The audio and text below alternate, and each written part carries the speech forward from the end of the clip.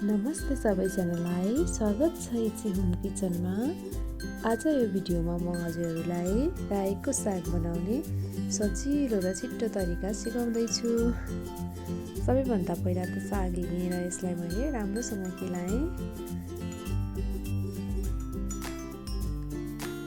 सबै सागहरूलाई राम्रोसँग केलाएर किरा हुन सक्छ भनेर यसलाई राम्रोसँग सफा पानीमा पखाल्यौँ। यसरी सफा पानीमा पखालेर 3-4 घण्टा पखालेर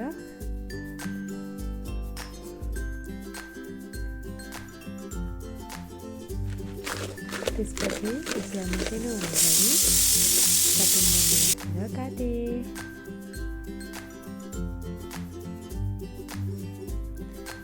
यसरी सबै सागहरूलाई मैले मसिनो हुने गरेर काट्ने।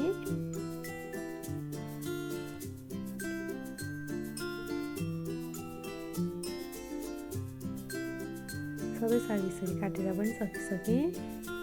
त्यसपछि एउटा कराई बसालेर त्यसमा तेल राखेँ, तोरीको तेल, मेथी राखेँ, 2टा खुर्सानी फुराएँ।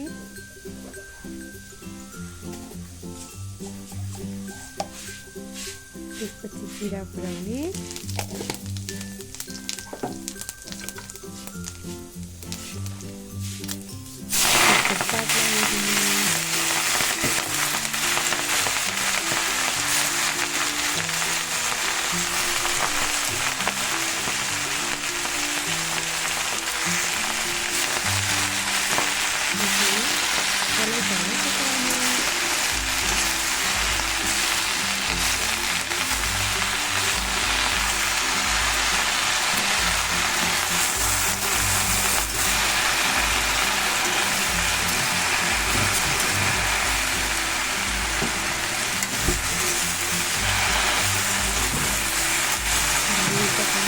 सागलाई एकैछिनमा पकाउँछ।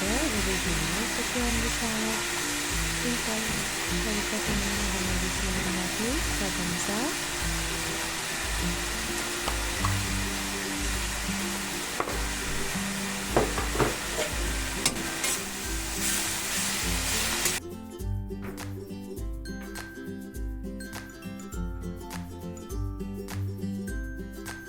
एकैछिन यसलाई छोपेर कभर गरेँ।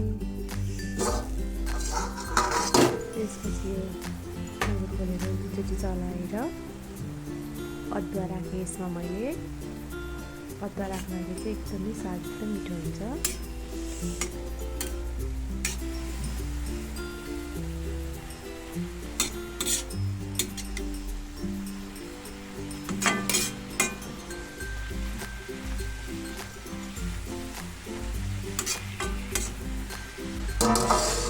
फेरि एकचोटि मैले राखेपछि छोपेर पकाउँदा चाहिँ साग एकदम नरम हुन्छ र हाम्रो साग रेडी भइसक्यो। अब यसलाई मैले एउटा बाउलमा सर्भ गर्दैछु।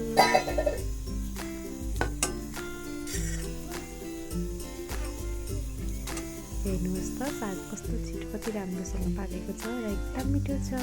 सिम्पल तरिकाले साग पकाउने। भिडियो मन पर्यो भने सब्स्क्राइब गरिदिनु होला।